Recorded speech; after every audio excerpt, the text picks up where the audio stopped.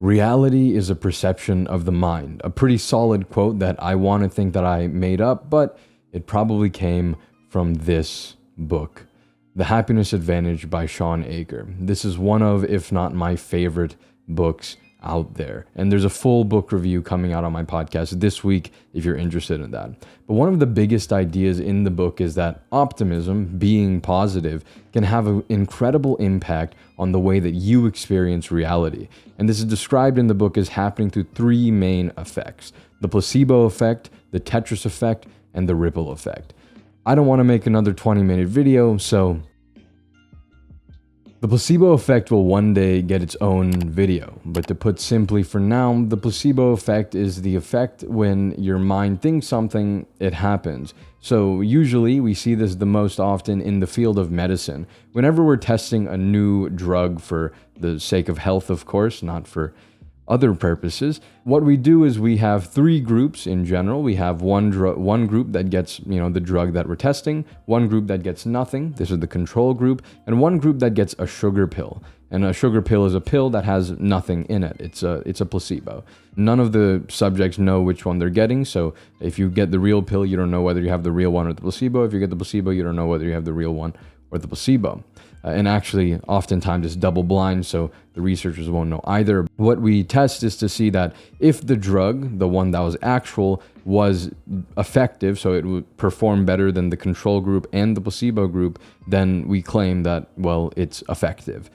In a study that Shawn mentions in the book, we see 13 subjects being taken into a room, and they have their right arm, this is the right, I don't know which one's right for you, probably this one. They have their right arm rubbed with poison ivy, and they have their left arm rubbed with a harmless shrub.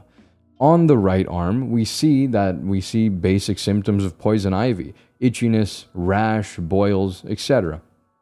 On the left arm, only 2 subjects show anything at all. That's pretty normal. That makes enough sense until you hear that actually the arm that was rubbed with the poison ivy was the left one, and the arm that was rubbed with the harmless shrub was the right one. So your brain, or the subject's brains, I guess, made poison ivy effects appear on the arm that was rubbed with nothing, actually, and it didn't have any effect on the arm that was rubbed with something that should have caused the effect. And this isn't magic or voodoo. The immune system, your entire body, is controlled by the brain. And so when the brain thinks that poison ivy was on one arm, it will send the immune system to that arm and create what we, show as itchiness, rash, etc. And, your brain and your body and your immune system control those symptoms rather than it being a symptom of the actual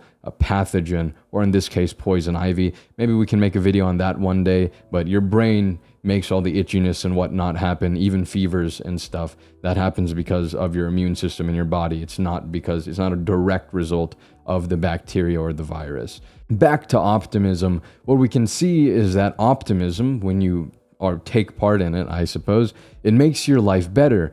Not from magic, but again, because your brain controls everything. And so if you're optimistic, when you tell yourself everything is fine, it may not fix all your problems. It probably won't.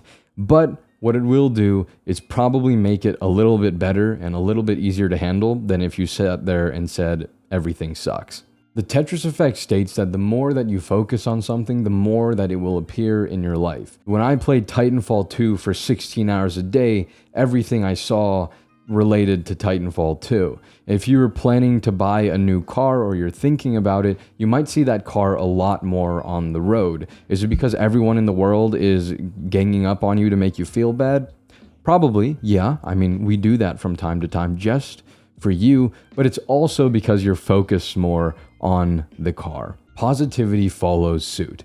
If you're more optimistic, more positive, it will appear that things are more positive and optimistic in your life. That's what you may call luck, right? And you'll see more of it. You'll see more good things happen to you because that's what your brain focuses on, and it will filter out a lot of that negative.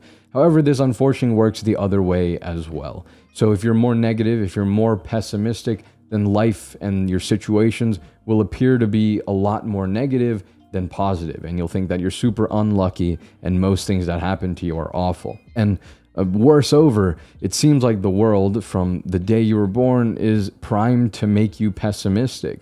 We're taught how to solve problems, not to innovate. We see death and injustice on the news, not kindness.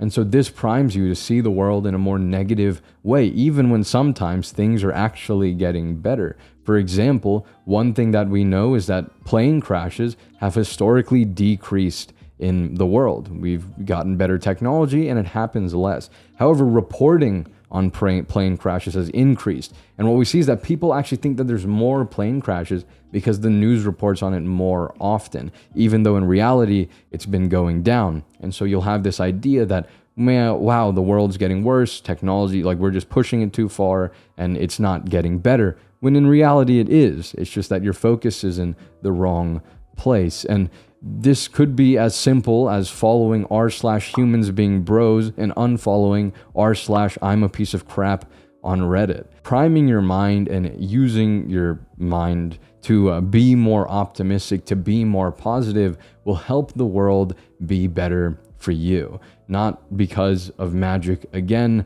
but it's just what you focus on. And one of the great exercises that Shawn talks about for doing this is writing 3 good things down every day. So at the same time every day, maybe usually around evening or so, probably later after you've experienced the day, you take preferably a piece of pen and paper, but if you want to write it down on your notes or something on your phone, it works.